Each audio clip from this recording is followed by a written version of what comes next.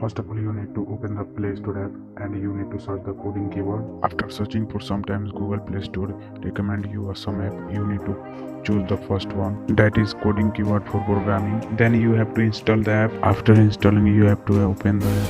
Simply you have to click the setting icon and here you can set your own keyboard size, color and layout and other settings. But here you can see the app has given information that is restart application to experience the changes. I think that you can understand its meaning. And we come back to the enable option to enable coding keyword in our mobile. Here I enabled the coding keyword option by clicking on the use option.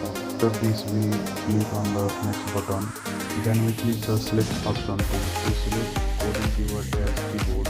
As you can see, we have set up the coding keyword as a keyboard. So I am going to take a practical of it in SPK editor. So let's see.